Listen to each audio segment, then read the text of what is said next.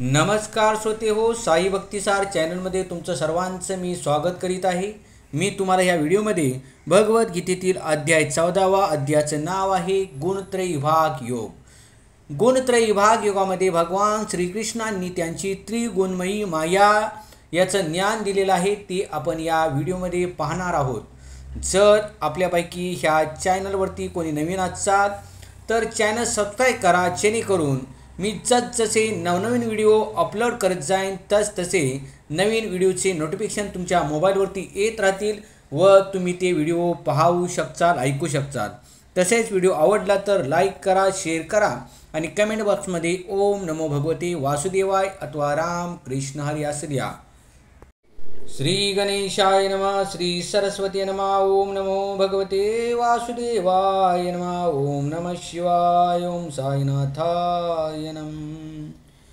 श्री भगवानुवाच परं भूय प्रवक्ष्यामि ज्ञानानां ज्ञानमुत्तमम् यज्ञात्वा मुनय सर्वे पराम सिद्धिमितो गता। श्री भगवान श्रीकृष्ण अर्जुनाला म्हणाले, आणखी पुन्हा मी तुला सर्व ज्ञानातले परम उत्तम ज्ञान सांगतो, जे जाणल्याने सर्व मुनींना परमसिद्धी प्राप्त झाली आहे। तात्पर्य, श्रीकृष्णांनी 7व्या अध्यायापासून ते 12व्या अध्यायाच्या शेवटपर्यंत परम सत्य पुरुषोत्तम भगवंतांचे विशद वर्णन केले आहे। आता भगवान श्रीकृष्ण स्वतः अर्जुनाला अधिक प्रबोधन करीत आहेत। मनुष्याने जर हा अध्याय तात्विक ज्ञान पद्धतीने जाणून घेतला तर त्याला भक्तियोगाचे ज्ञान होईल। 13व्या अध्यायात स्पष्टपणे म्हटले आहे की विनम्र भावाने ज्ञानाची जोपासना केल्याने मनुष्य भौतिक जंजाळातून मुक्त होऊ शकतो। असे स्पष्ट करण्यात आले आहे की भौतिक गुणांच्या संपर्कामुळे जीव या भौतिक प्रकृतीमध्ये बद्ध होतो।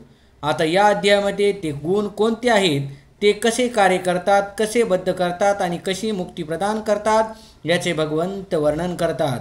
या अध्यायामध्ये वर्णिलेले ज्ञान हे आत्तापर्यंत इतर अध्यायामध्ये सांगितलेल्या ज्ञानापेक्षाही श्रेष्ठ असल्याचे भगवंत स्पष्टपणे सांगतात।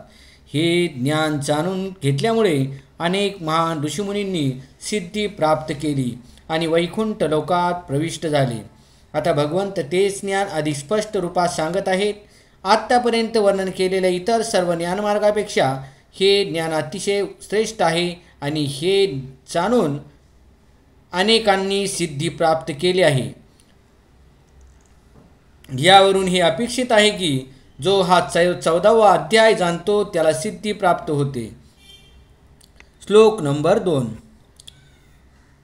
इदं ज्ञानमुपाश्रित्य मम साधर्म्यमागता सर्गेऽपि नोपजायन्ति प्रलयेन व्यतन्ति च। या ज्ञानामध्ये स्थिर होऊन मनुष्य माझ्या स्वतःसारख्या दिव्य स्वभावाची प्राप्ती करू शकतो। याप्रमाणे स्थिर झाल्यावर मनुष्य सृष्टीच्या वेळी जन्म घेत नाही किंवा प्रलयाच्या वेळी व्यतीत होत नाही। तात्पर्य, परिपूर्ण दिव्य ज्ञानाची प्राप्ती झाल्यावर मनुष्य गुणात्मक दृष्ट्या भगवंताशी एकरूप होतो, अर्थात तो जन्म मृत्यूच्या चक्रातून मुक्त होतो। तथापि तो आपले वैयक्तिक आत्मस्वरूप गमावत नाही। वेदामधून कळून येते की आध्यात्मिक विश्वातील वैकुंठ लोकांची प्राप्ती झालेले मुक्त जीव भगवंताच्या दिव्य प्रेममयी सेवेमध्ये संलग्न झाल्यामुळे सदैव भगवंताच्या चरणकमलांचे दर्शन घेतात। म्हणून मोक्षप्राप्तीनंतरही भक्त आपले वैयक्तिक स्वरूप गमावत नाही। सामान्यतः भौतिक जगामध्ये जे काही ज्ञान आपल्याला मिळते ते त्रिगुणांनी प्रदूषित झालेले असते। जे ज्ञान त्रिगुणांनी प्रदूषित झालेले नसते त्या ज्ञानाला दिव्य ज्ञान असे म्हणतात। ज्या क्षणी मनुष्य या दिव्य ज्ञानामध्ये स्थित होतो त्या क्षणी तो भगवंताच्या स्तरावर स्थित होतो। ज्यांना वैकुंठ लोकांचे ज्ञान नाही त्यांचे म्हणणे असते की भौतिक देहाच्या भौतिक क्रियापासून मुक्त झाल्यावर आध्यात्मिक स्वरूप ही वैविध्यहीन बनून निराकार बनते। तथापि या जगतामध्ये प्राकृत वैविध्य आहे, तसेच आध्यात्मिक जगतातही वैविध्यच असतेच। या वैविध्यतेचे ज्यांना अज्ञान आहे त्यांना वाटते की आध्यात्मिक जगत हे या भौतिक जगातील वैविध्याहून पूर्णपणे भिन्न आहे, परंतु वस्तुतः आध्यात्मिक जगतामध्ये मनुष्याला आध्यात्मिक स्वरूप प्राप्त होते। तेथील सर्व कर्मे आध्यात्मिक असतात आणि तेथील आध्यात्मिक स्थितीला भक्तिमय जीवन असे म्हटले जाते। तेथील वातावरण निर्दोष असते आणि तेथे मनुष्य गुणात्मकदृष्ट्या भगवंताशी एकरूप असतो। हे ज्ञान प्राप्त करण्यासाठी आध्यात्मिक गुणांचा विकास करणे आवश्यक आहे। याप्रमाणे जो आध्यात्मिक गुणांचा विकास करतो तो भौतिक जगताच्या उत्पत्तीने तसेच विनाशानेही प्रभावित होत नाही। श्लोक नंबर 3। मम्येनुर्महद ब्रह्म तस्मिन् गर्भ दद्याम्यहम संभव सर्वभूतानां ततो भवति भारत।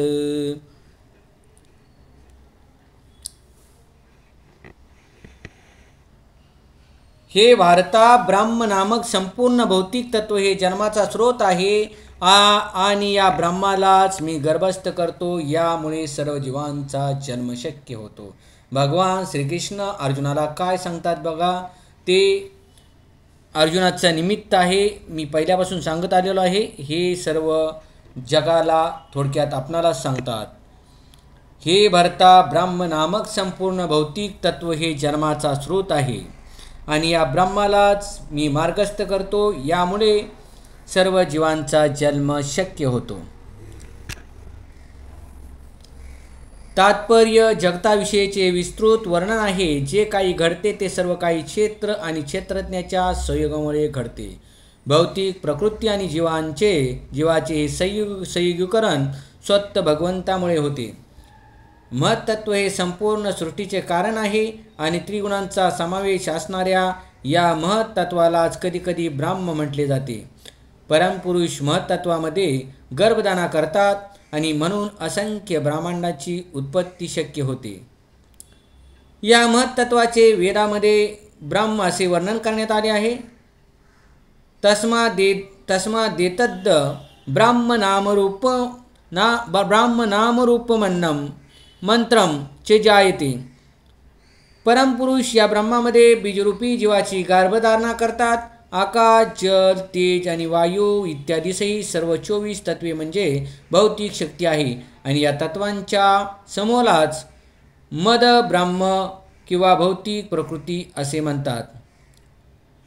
7व्या अध्यायात सांगितल्याप्रमाणे या अपरा प्रकृतीच्या पलीकडे एक प्रकृती आहे व तिला पराप्रकृती जीव असे म्हणतात। भौतिक प्रकृतीशी पराप्रकृतीचा संयोग हा भगवंताच्या इच्छेमुळे होतो आणि त्यानंतर या भौतिक प्रकृतीपासून सर्व जीवांचा जन्म होतो। भाताच्या राशीत विंचू आपली अंडी घालतो आणि कधीकधी म्हटले जाते की विंचू तांदळापासून जन्मतो, परंतु भात विंचवाच्या जन्माचे कारण होत नाही। वास्तविकपणे मादीने अंडी घातलेली असतात। त्याचप्रमाणे भौतिक प्रकृती ही जीवांच्या जन्मांचे कारण नसते। भगवंत हे स्वतः बीज प्रदान करतात आणि असे दिसते की जीव हे प्रकृतीपासून उत्पन्न झाले आहेत। म्हणून प्रत्येक जीवाला आपल्या गतकर्मानुसार भौतिक प्रकृतीने प्रदान केलेले निरनिराळ्या प्रकारचे शरीर प्राप्त होते। याप्रमाणे तो आपल्या गतकर्मानुसार शरीराद्वारे सुख किंवा दुःख भोगतो। या प्राकृत जगतात जीवांच्या सर्व अभिव्यक्तीचे कारण भगवंत आहेत। श्लोक नंबर 4। सर्व योनिषु कौन्तेय मूर्त्यै संभवन्ति या तासां ब्रह्म महद्योनिरहं बीजप्रदपिता। हे कोणते भौतिक प्रकृतीमध्ये जन्म घेऊन सर्व योनी प्रकट होत असतात आणि मी बीज प्रदान करणारा पिता आहे। तात्पर्य, या श्लोकामध्ये स्पष्टपणे म्हटले आहे की भगवान श्रीकृष्ण हे सर्व जीवांचे मूळ पिता आहेत। प्राणीमात्र म्हणजे अपराप्रकृती आणि पराप्रकृतीचा संयोग होय। असे जीव केवळ याच ग्रहलोकात आढळतात असे नाही, तर अत्युच्च ब्राह्मलोकासहित इतर सर्व लोकावर आढळतात। भूमी, पाणी, अग्नी इत्यादी सर्वत्र ठिकाणी जीव आहेत आणि हे जीवाचे प्रकटीकरण प्रकृती मातेमुळे आणि श्रीकृष्णांनी बीज प्रदान केल्यामुळे होते। तात्पर्य हेच आहे की भौतिक जगतामध्ये जीवांची गर्भधारणा केली जाते आणि हे जीव आपल्या पूर्व कर्मानुसार सृष्टीच्या उत्पत्तीसमयी विविध रूपामध्ये प्रकट होतात। श्लोक नंबर 5। सत्वं रजस्तम इति गुणा प्रकृती संभवा निबंधन्ति महाभावो देही देहिनं व्ययम्। भौतिक प्रकृती सत्व रज आणि तम या 3 गुणांनी बनलेली आहे. हे महाभाऊ अर्जुन, जेव्हा जीव प्रकृतीच्या संपर्कात येतो तेव्हा या त्रिगुणामुळे तो बद्ध होतो. तात्पर्य, जीव हा दिव्य असल्यामुळे त्याला या भौतिक प्रकृतीशी मुळीच कर्तव्य नसते.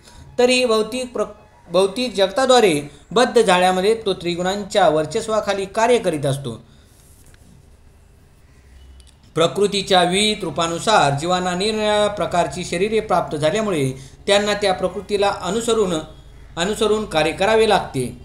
हेच विविध प्रकारच्या सुखदुःखांचे कारण आहे. श्लोक नंबर 6. तत्र सत्वं निर्मलत्वा तत्प्रकाशकमनायेमयं सुखसंगेन बंधनाति ज्ञानसंगेन चानग. हे अनग अर्जुना, सत्वगुण इतरांपेक्षा निर्मळ असल्यामुळे प्रकाशमय आहे आणि हा मनुष्याला सर्व पापांतून मुक्त करतो. जे सत्वगुणामध्ये स्थित आहे ते सुख आणि ज्ञानाच्या भावनेने बद्ध होतात. तात्पर्य, भौतिक प्रकृतीने बद्ध झालेले जीव विविध प्रकारचे आहेत. कोणी सुखी, कोणी खूप उद्योगी, तर कोणी असहाय्य असतो. हे सर्व मानसिक विकार जीवाच्या प्रकृतीतील बद्ध अवस्थेला कारणीभूत ठरत असतात. निरनिराळ्या प्रकारे ते कसे बद्ध होतात त्याचे वर्णन भगवद्गीतेच्या या विभागात करण्यात आले आहे. यामध्ये सत्वगुणाचा सर्वप्रथम विचार करण्यात येतो. प्रकृती जगतामध्ये सत्वगुणाचा विकास केल्याने मनुष्य इतर प्रकारे बद्ध झालेल्या मनुष्यापेक्षा सुज्ञ किंवा बुद्धिमान होतो. सत्वगुणी मनुष्य हा भौतिक दुःखाने तितकासा प्रभावित होत नाही आणि भौतिक ज्ञानामध्ये प्रगती करावयाची जाणीव त्याला असते. सत्वगुणाचा प्रतिनिधिक प्रकार म्हणजे ब्राह्मण होय, कारण तो सत्वगुणात स्थित असतो. सत्वगुणी मनुष्य पापकर्मांच्या फळापासून प्रायमुक्त असतो व या पापाच्या अभावाच्या जाणीवेमुळे त्याला सुखाचा अनुभव येतो. वास्तविकपणे वेदामध्ये म्हटले आहे की सत्वगुण म्हणजे अधिक ज्ञान आणि अधिक सुख होय.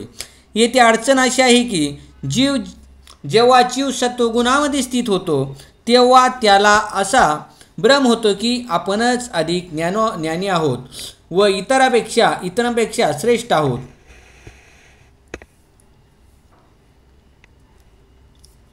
आणि या समजुतीमुळेच तो बद्ध होतो. याचे उत्तम उदाहरण म्हणजे वैज्ञानिक आणि तत्त्वज्ञानी होत.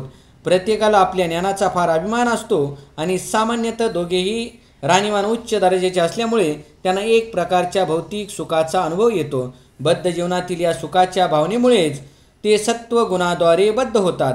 याप्रमाणे त्यांना सत्वगुणी कर्म करण्याचे आकर्षण असते आणि जोपर्यंत त्यांना अशा प्रकारे कर्म करण्याचे आकर्षण असते तोपर्यंत त्यांना प्राकृतिक गुणांना अनुसरून कोणत्या ना कोणत्या प्रकारचे शरीर धारण करावेच लागते. म्हणून त्यांना मोक्षप्राप्ती किंवा वैकुंठ लोकाची प्राप्ती होण्याची संभावना नसते. पुन्हा सत्वगुणी मनुष्य तत्ववेत्ता, वैज्ञानिक इत्यादी बनू शकतो आणि पुन्हा जन्ममृत्यूच्या दुस्तर चक्रामध्ये त्याला भटकावे लागते. परंतु मायाजनित मोहामुळे मनुष्याला वाटते की हेच जीवन सुखकारक आहे. श्लोक नंबर 7. रजोरागात्मकं विद्वी तृष्णा संग समुदवम तन्निबंधनंती कौंतेय सकर्मसंगेन देहिनम. हे कौंतेय, असंख्य वासना आणि महत्वाकांक्षामुळे रजोगुण उत्पन्न होतो आणि यामुळे देहधारी जीव सकाम कर्माशी बांधला जातो. तात्पर्य, रजोगुणाचे लक्षण म्हणजे स्त्री आणि पुरुष यांच्यातील आकर्षण होय. स्त्रीला पुरुषाचे आणि पुरुषाला स्त्रीचे आकर्षण असते, यालाच रजोगुण म्हटले जाते. आणि या गुणाच्या वृद्धीने मनुष्यामध्ये भौतिक उपभोग घेण्याची तीव्र आकांक्षा उत्पन्न होते. इंद्रिय तृप्ती करण्याची इच्छा उत्पन्न होते. रजोगुणी मनुष्याला इंद्रिय तृप्ती करता समाज किंवा देशाकडून मान प्रतिष्ठा प्राप्त करण्याची इच्छा असते आणि त्याला सुंदर पत्नी, घर, गोंडस मुले इत्यादी गोष्टीची इच्छा असते. हे सर्व रजगुणामुळे घडते. जोपर्यंत मनुष्य या गोष्टीच्या मागे लागलेला असतो तोपर्यंत त्याला अतिशय कठीण परिश्रम करावे लागतात. यास्तव या ठिकाणी स्पष्टपणे म्हटले आहे की असा मनुष्य कर्मफलांवर आसक्त होतो आणि म्हणून या कर्मामुळेच तो बद्ध होतो. आपल्या पत्नीला, मुलाबाळांना आणि समाजाला संतुष्ट ठेवण्यासाठी आणि आपली प्रतिष्ठा राखण्यासाठी त्याला कर्म करावे लागते. म्हणूनच सर्व जग प्राय रजोगुणीच असते. आधुनिक संस्कृती ही रजोगुणात प्राप्त झाली आहे. पूर्वीच्या काळी सत्वगुणी अवस्था ही प्रगत मानली जात असे. सत्वगुणी मनुष्यांना जर मोक्षाची संधी नसेल तर रजगुणामध्ये बद्ध झालेल्याबद्दल काय बोलावे? श्लोक नंबर 8.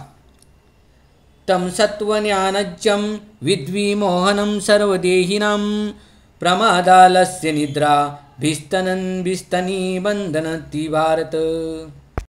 म्हणून भगवान श्रीकृष्ण अर्जुनाला म्हणतात, हे भरता, अज्ञानापासून उत्पन्न झालेला तमोगुण हा सर्व देहधारी जीवांचा मोह असल्याचे जाण. प्रमाद, आळस आणि निद्रा हे तमोगुणाचे परिणाम आहेत व ते बद्ध जीवाला बंधनकारक ठरतात. तात्पर्य, या श्लोकातील तू या शब्दाचे विशेष आयोजन अत्यंत महत्त्वपूर्ण आहे. याचा अर्थ आहे की तमोगुण हा बद्ध जीवांचा एक अत्यंत विशिष्ट गुण आहे. तमोगुण हा सत्वगुणाच्या अगदी विपरीत आहे. सत्वगुणामध्ये ज्ञानाच्या विकासामुळे मनुष्य सारासार जाणू शकतो, पण तमोगुण हा याच्या अगदी विपरीत आहे. तमोगुणामुळे प्रभावित झालेला भ्रांत होतो आणि मनुष्य असा म्हणून तथ्य जाणू शकत नाही. यास्तव प्रगती होण्याऐवजी त्याची अधोगतीच होते. तमोगुणाची व्याख्या वेदामध्ये पुढील प्रमाणे करण्यात आली आहे. वस्तु यातात्म्य ज्ञानावरकम विपर्य यज्ञाजनकम तम. तमोगुणाच्या प्रभावामुळे मनुष्य वस्तूला यथार्थ रूपात जाणू शकत नाही. उदाहरणार्थ, प्रत्येकजण पाहू शकतो की आपल्या आजोबांचा मृत्यू झाला आहे आणि स्वतःचाही मृत्यू होणार आहे, कारण मनुष्य अमर्त्य आहे. तसेच तो जन्म देणारी मुलेही मृत्यूपंथात जाणार आहेत, म्हणून मृत्यू हा निश्चित आहे. तरीही लोक मूर्खपणे धनसंचय करीत आहेत आणि सनातन आत्म्याची उपेक्षा करून रात्र दिवस परिश्रम करीत आहेत. हाच प्रमाद आहे. आपल्या मूर्खपणामुळे ते आध्यात्मिक उन्नती करण्यास उत्सुक नसतात. असे लोक अत्यंत आळशी असतात. जेव्हा त्यांना आध्यात्मिक सत्संगासाठी निमंत्रित केले जाते तेव्हा त्यांना अशा गोष्टीमध्ये मुळीच स्वारस्य नसते. असे लोक रजगुणाद्वारे नियंत्रित मनुष्याप्रमाणे सक्रिय ही नसतात. म्हणून तमोगुणी मनुष्याचे आणखी एक लक्षण म्हणजे तो आवश्यकतेपेक्षाही अधिक झोपतो. वस्तुतः 7 तास झोप पुरेशी असते, परंतु तमोगुणी मनुष्य दिवसातून किमान 10 ते 12 तास झोपतो. असा मनुष्य सदैव खिन्न असतो आणि मादक पदार्थ व झोपेच्या आहारी गेलेला असतो. तमोगुणाद्वारे बद्ध झालेल्या मनुष्याची ही लक्षणे आहेत. श्लोक नंबर 9. सत्वं सुखे सज्जयति रज कर्मणि भारत ज्ञानमावृत्त तू तम प्रमादे सज्जयत्तुत. म्हणून अर्जुनाला भगवान श्रीकृष्ण म्हणतात, हे भारता, सत्वगुण मनुष्याला सुखाने बांधतो. सत्वगुण मनुष्याला सुखाने बांधतो. रजगुण सकाम कर्माशी बांधतो आणि तमोगुण त्याचे ज्ञान आवृत्त करून मूर्खपणाशी बांधतो. तात्पर्य, सत्वगुणी मनुष्य आपल्या कर्माने किंवा तात्विक शोधाने संतुष्ट असतो.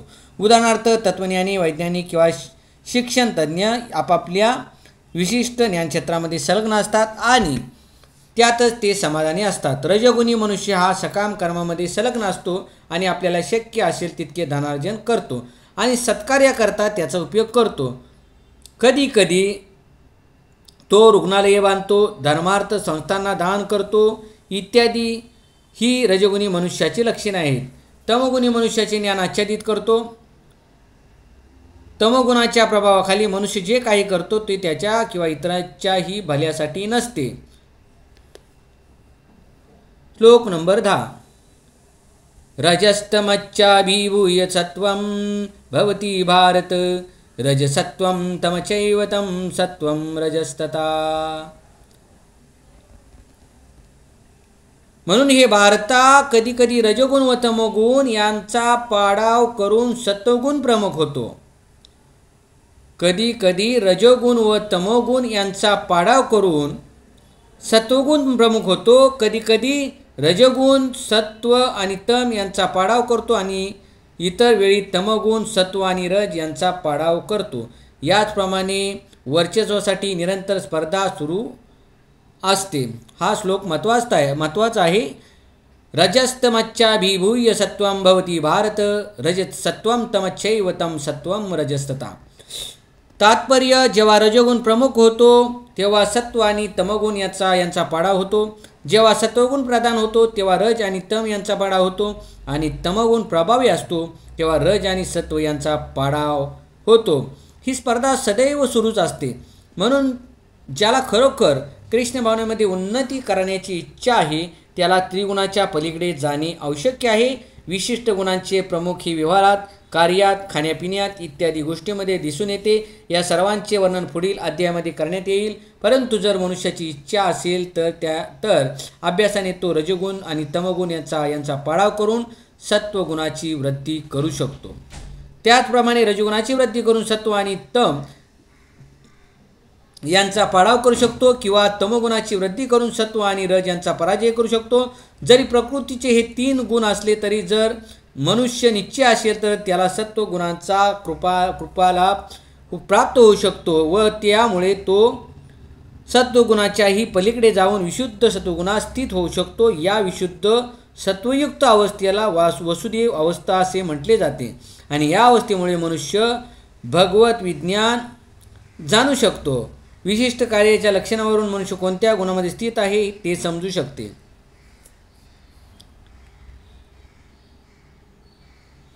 श्लोक नंबर 11. सर्वद्वारेषु देहेऽस्मिन् प्रकाश उपजायते ज्ञानं यदा तदा विद्याद्विवृन्द सत्वमित्युत. जेव्हा देहाची सर्व द्वारे ज्ञानाने प्रकाशित होतात तेव्हा सत्वगुणाच्या प्रकटीकरणाचा अनुभव येऊ शकतो. तात्पर्य: 2 नेत्र, 2 कान, 2 नाकपुड्या, 2 तोंड, जननेंद्रिये आणि गुद अशी शरीरामध्ये 9 द्वारे आहेत. जेव्हा प्रत्येक द्वार सत्वगुणाच्या लक्षणाने प्रकाशित होते तेव्हा मनुष्यात सत्वगुणाची वाढ झाली आहे असे समजावे.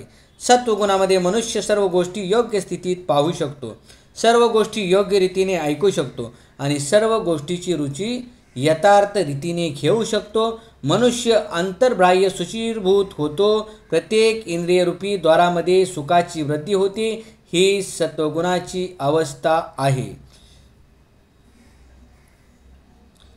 श्लोक नंबर 12. लोभ प्रवृत्तिरारंभ कर्मनामशं स्पृहा रजस्येतानि जायन्ते वृत्ति भरतर्षभ. हे भरतवर्षभ, जेव्हा रजोगुणामध्ये वृद्धी होते तेव्हा अत्याधिक आसक्ती, सकाम कर्म, महत् प्रयास, अनियंत्रित इच्छा आणि लालसा इत्यादी लक्षणे उत्पन्न होतात. तात्पर्य: रजगुणी मनुष्य त्याने प्राप्त केलेल्या स्थितीत कधी संतुष्ट राहत नाही. आपला दर्जा वाढवण्याची त्याला सदैव लालसा असते. जर त्याला राहण्याकरता निवासस्थान बांधावयाची इच्छा असेल तर तो राजवाड्याप्रमाणेच घर बांधण्यासाठी प्रयत्नांची पराकाष्ठा करतो. जणू काय तो त्या घरामध्ये नित्यवास करणार आहे. इंद्रिय तृप्ती करण्याची त्याच्यामध्ये तीव्र इच्छा उत्पन्न होते. त्याच्या इंद्रिय तृप्तीला अंतच नसतो. त्याला सदैव आपल्या कुटुंबाबरोबर आपल्या घरात राहून निरंतर इंद्रिय तृप्ती करीत राहण्याची इच्छा असते. याचा कधी शेवट होत नाही. ही सर्व लक्षणे रजोगुणाची घोतक आहेत.